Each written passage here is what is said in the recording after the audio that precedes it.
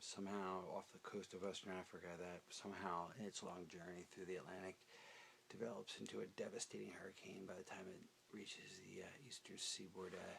This is the show that we tongue-in-cheek call Coast to Coast PM, and I'm no Art Bell. Hell, I am no George Norrie. I am but a man, but a curious man, and that's the word of the night, really, people. Is curiosity. At the end of the day, when the word conspiracy comes up, I think it's a word that's not only misunderstood, but the semantics are all wrong. Conspiracy theorists are curiosity theorists. What they do, and of course, there's exceptions to this. There's people that are just the 2X files for even my own taste, and they're not the people I'm talking about. I'm talking about the median group who simply like Neo in the Matrix, and I'm not this sci-fi geek. I like sci-fi, but it's a wonderful metaphor for the awakening. The awakening that occurs not only when one becomes an adult, but when one becomes a conscious and aware and awake adult.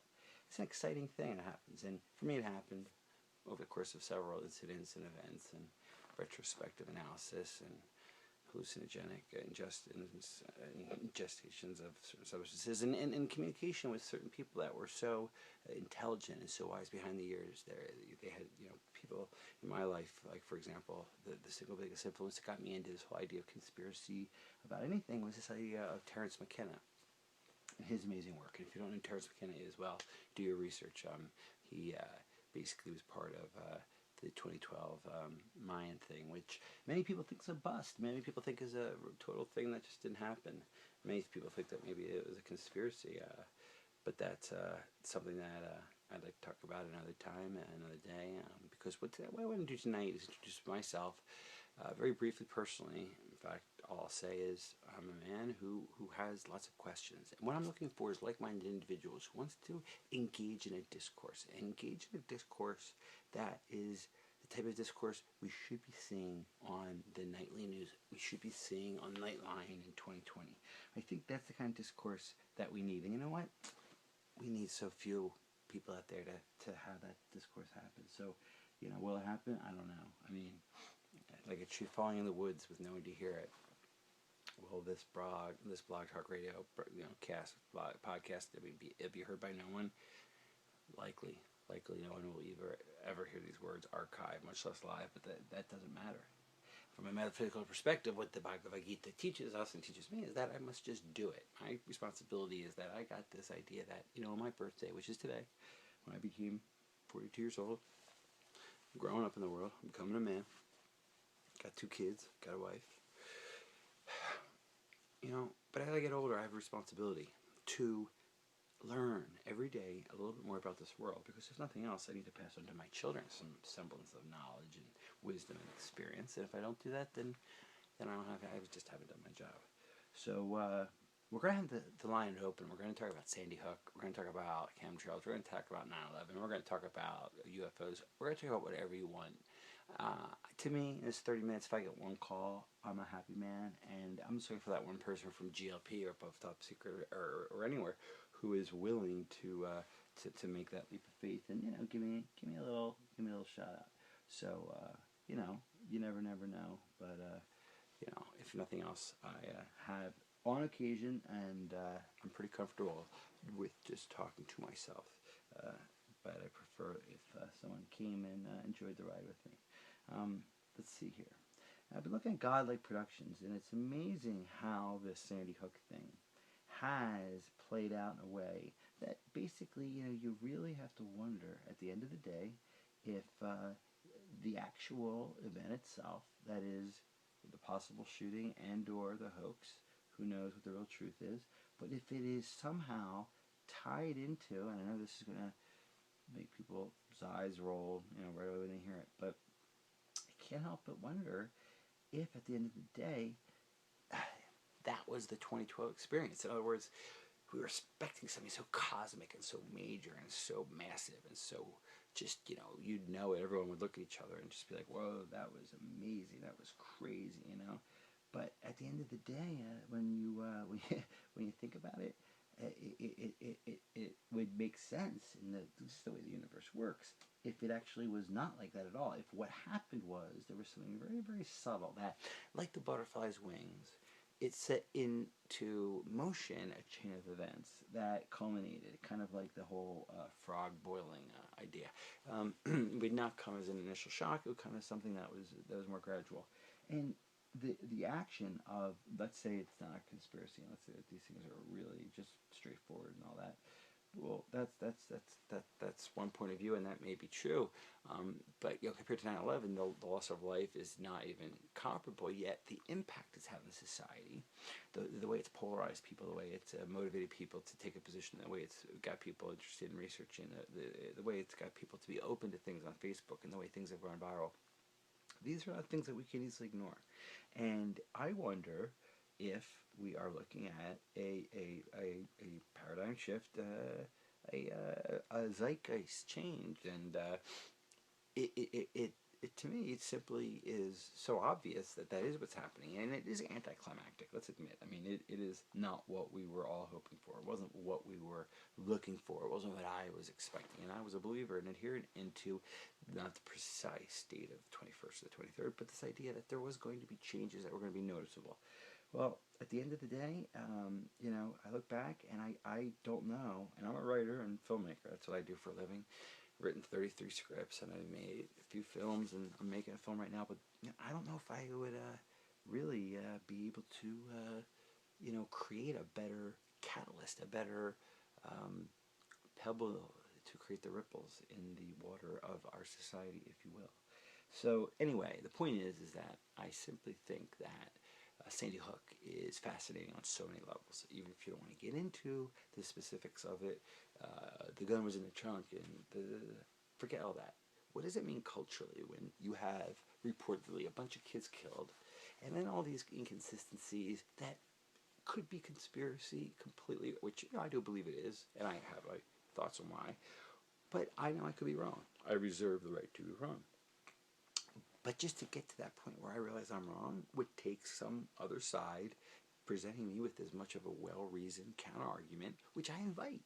I'm not trying to be right. I'm just trying to find out the truth. And that's what you should be wanting to do too. So what's going to happen here? I want to see one person call in, and if not Sandy Hook, let's talk about anything you want. But let's have one caller this first show. I mean, because otherwise I'm going to go like 12, 13 shows before I get, one. That's going to suck.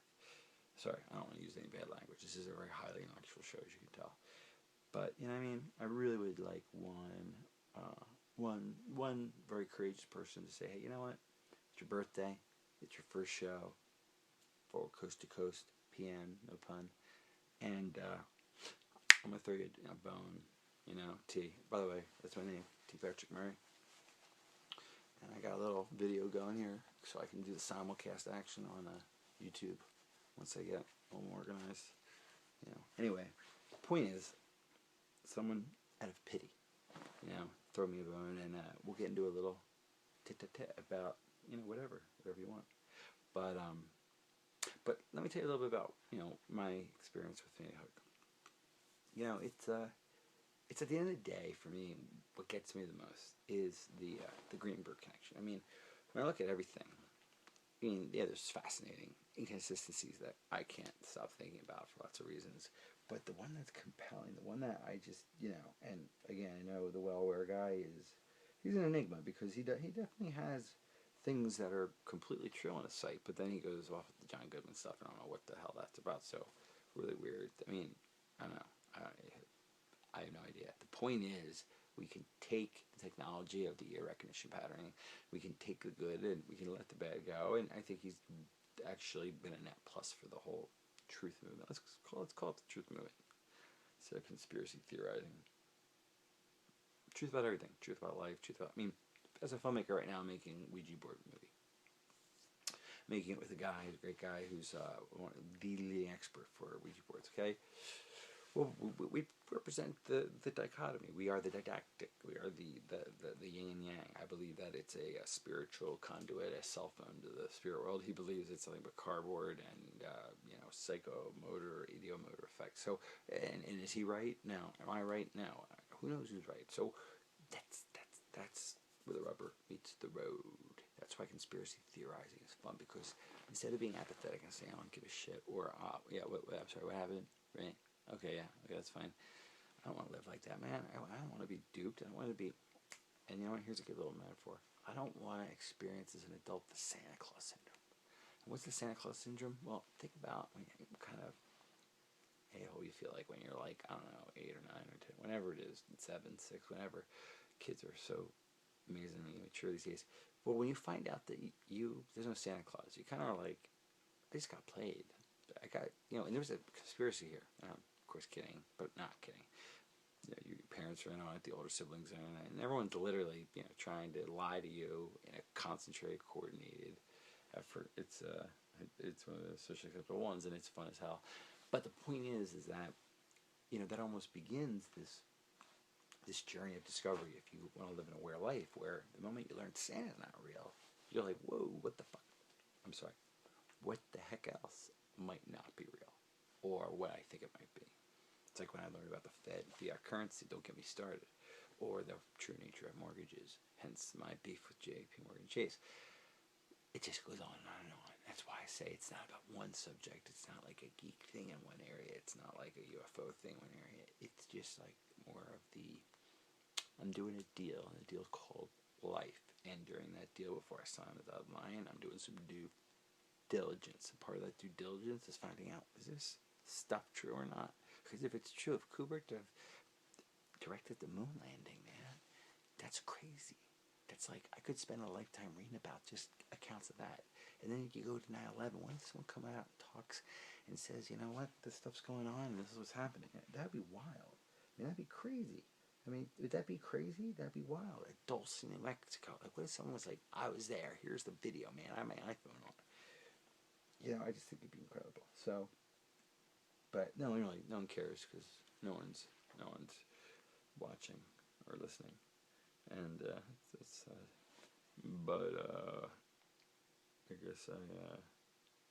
what can I do? I can only. Here, I want to do a little. We're going to multitask here.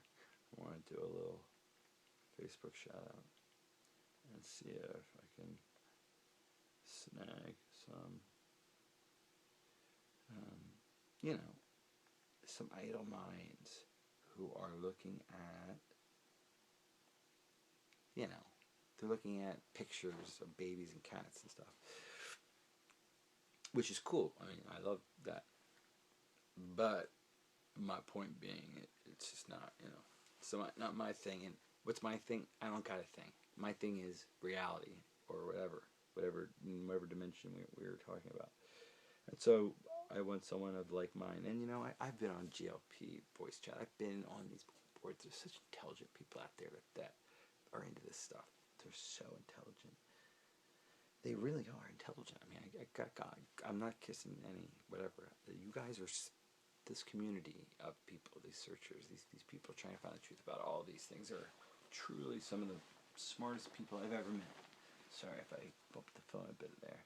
But they really are. They're something special. And I want to commend everybody who who's in a pursuit for truth of any kind. Because, again, and I don't like to use this word, but the sheep, I mean, the normalcy bias, I mean, that in terms of all the psychological nomenclature you're going to use, that's completely valid. Normalcy bias, I mean, people are so freaked out about things changing. And I got right now, it's the beginning, January of 2013, January 22nd. I just turned 42.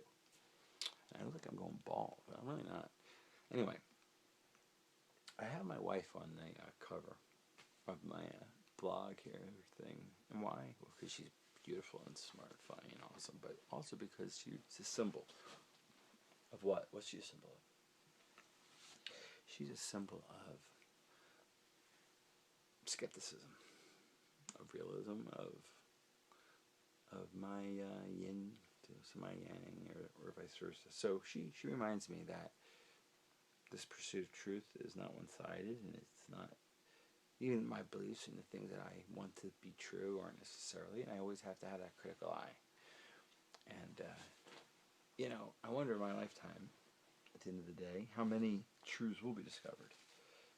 I don't know the answer to that, but I think it would be exciting if, there was I think it would be really exciting, in fact, if there was in my lifetime, some type of radical, fundamental, seismic, psychic shift in the way we do things. And I think that's going to happen. I think what's going to happen at the end of the day is this idea of economic collapse that's going to precipitate an entire shift in, the way we live our lives. And for the conspiracy theorists, that's a bonanza, because that's when, that's when all bets are off. No one's going to care about keeping secrets at a time when people just want to, get their lunch, and lunch being a piece of Wonder Bread, because it'll be rough for a few months. On-time delivery is a pretty tricky thing. Not something I really feel like talking about, but we take for granted the way we live. So in the end of the day, and I'm no prepper. I'm not a prepper, and I don't put preppers down, but I'm just not a prepper. But I'll tell you this. We are so fragile. Not just as human beings, but as a society as a whole. We are kept together by this very thin spider's web of faith and a combination of, someone else will handle it, with I am closing my eyes and jumping. There's this visible hand, and I think that's really where conspiracies get interesting, because obviously for the conspiracies that exist and are true in this world, well, they are committed by humans who are imperfect, and thus every conspiracy is imperfect. And there's rules of conspiracy, such as keep the lowest number of people involved, employ all tactics to silence people. It's really dirty, sad, scary business, actually, but it's noble work we're doing. Why? Because when history's being written or rewritten, if you know what I mean, meaning the truth is discovered, well, you might feel proud that you're a part of it, and not wasting time on the things that you could be wasting time on. And so I'm sort of, whoops, what am I doing?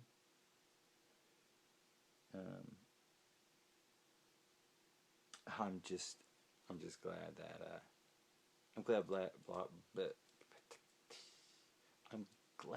that there's a community like Blog Talk Radio, because just to get out, and I'm to anyone that may hear this 18 years in a time capsule of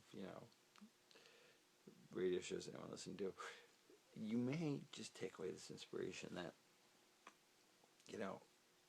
again, conspiracies aren't what make me get out of bed in the morning. Okay, like I said, I'm a filmmaker, artist, writer, father, husband, entrepreneur. But I do find conspiracies fascinating, because they take me away from this mundane life that we all experience, and takes me into a world, it's almost quantum, if you will, where anything's possible. Where my ignorance is a weapon. It's a motive. It's a passion, and like I said before, a fuel that drives me and many others that are ignoring me. So we got 10 minutes left, people. I mean, I've been given, I think, a decent little monologue here, but if anyone's listening, throw me a call in. Just say hi. Tell me what the weather's like there. I don't care. Just let me know that, I'm not in a universe of, that's where it gets into that layered universe thing, where I'm just like, Blog Talk Radio doesn't even exist. I just think that there's millions of people listening and talking. I just happen to be the one of the losers that no one is checking out, and but that is actually the reality of it, I guess. But I'll tell you what, though, it's fun. This is a great studio app. They did a great job with this thing, and I'm gonna keep at it. Because I believe that it's therapeutic. It's therapeutic. It's kind of, I don't know how to explain it. Talking about it, even out loud, by myself, is oddly therapeutic.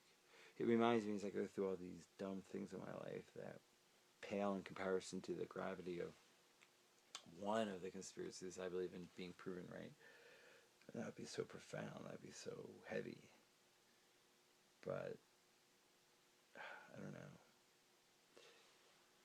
In my lifetime, much less this year, will I ever, get that experience of really finding out what it's like? I don't know. But it's kind of what I hope for. And, there is a thing that's going on right now about 2012. I think that's such a joke to people. And as it should be. It was a letdown. But there's a little problem. My wife teaches calculus, so I'm afraid this is true. When they counted the Mayan calendar and they did the correlation to the Gregorian, they forgot about year zero. See, there is no year zero. So when they were going, say, from, I believe it went back like 1,300 years before BC, and when they got to the birth of Christ, they went from -1 to, or 1 BC to 0, which doesn't exist, to 1. They counted to 0, and it was just revealed in GOP that that's obviously wrong, and I think I feel stupid saying it, but hey, it's possible that December of this year is really what they meant because of the year 0 being counted, and I gotta be honest, that makes sense. I don't know how they screwed up that math, but it makes sense that there's a chance, just a chance, that something's coming our way. And there's a huge comet icing coming, but that's not about conspiracy. That's just about general doom. And who wants to talk about doom right now? Now, come on, people, party people in the house, okay? I'm going to put my audio clip down. You don't want to do that. You don't want me to play that like that, because I will. Don't think I will. I don't think I won't. I'll throw that song right on, right like that. It's inappropriate. See? A wildly inappropriate song.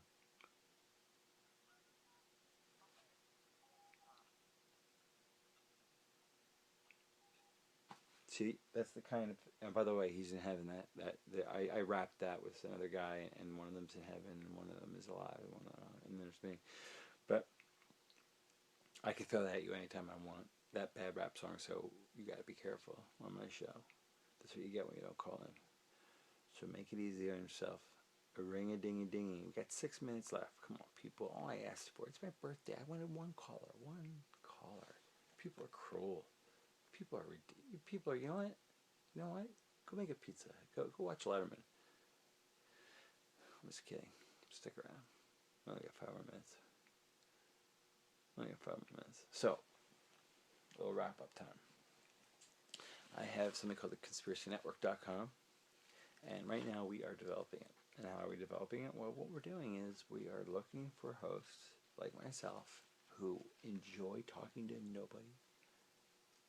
No, I'm kidding. You only be nobody in the beginning. We got marketing dollars, and we got SEO, and we got a great brand. And we're going to get people on this show who are going to say, this video, it's 9 hosts on Conspiracy Network. They're all going to have a show once a week, and they have off once a week. Anyway, the point is this. If you're a person who wants to talk about conspiracy-related things, not to mention if you can cook, that's a whole other issue, but if you can cook, I need to talk to you too. But if you want to talk about conspiracies and get paid, we're doing this video network called conspiracynetwork.com. Right now, there's already one video there, but we're doing this like live stream thing. So that's part of the reason why we're doing this, because I'm going to go from 0 to hero in a couple months and hopefully meet a dozen people that listen to the show and get into the discussion of whatever it is. I mean, it could be the market. It doesn't have to be so weird and tinfoil hat. I'm wearing a tie, for God's sake. It's just, it's conspiracy light in a way, okay? I'm not trying to freak anyone out. My wife, she hates this stuff. But it's worth talking about. It's worth talking about just in the event that there's one one of these things that's right, God, that's enough. That would be enough. If you and I, but we know if 9/11 was proven, that'd be enough. If aliens landed, that'd be enough. If God was proven or disproven, if we could fly, if I don't know, pigs could, I don't know. It's just like I'm doing my metaphysics PhD right now, and it's very challenging. And when you start getting into deep questions, part of you just like, guys, I want to watch the Eagles game and just chill. And that's natural. That's actually, it's like a workout. It's a good workout. You're tired. You just want to rest. So I'm going to wrap up the show now by saying that on my 42nd birthday, I'm glad I did this because, like the Gita tells us, and the Dalai Lama as well, our job is not to drag the world kicking and screaming to our point of view, whatever it might be, or whatever we are trying to do. It's actually something quite different. It is an obligation to just to do it. I talk about conspiracy because I'm interested in truth. I think we're being lied to by the government. I think the things that you take for granted about your life, I think the things that I think are real about reality, I think the things that when I, as a child or even as a young adult, believed were important aren't, and the things that aren't, that I thought were not important are, and just up is down and left is right, black is. It can really wake someone out. It can really, make you lose your mind. And that's why things like ayahuasca, DMT, and I'm not advocating use of these things. I'm just saying that if you have experience with them during the college years, well, it can open up some doors inside that brain of yours. And everyone's noggin has some rooms that have not been cleaned out yet, let me tell you. So that's why always tread lightly when it comes to this idea of going down the rabbit hole, because really that's all what this is all about, the rabbit hole. We are all one and the same, all of us together, going down the rabbit hole. And I'm going. This is like, I'm at the turf, and I'm just got my little closet, I'm just going right like to turf right now. I got some dirt up right now, and then there's not even any rabbits, and nobody rabbits even around me. You watch a couple months, I'm going to have a hole as big, it's going to be a sinkhole in Louisiana. It's going to be like this thing, and there's going to be hundreds of rabbits coming down there checking out, being like, you got a carrot? What you got? So, it's going to happen. It's going to be fun.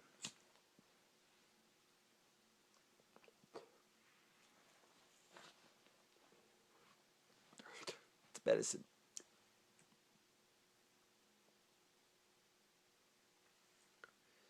Asthma.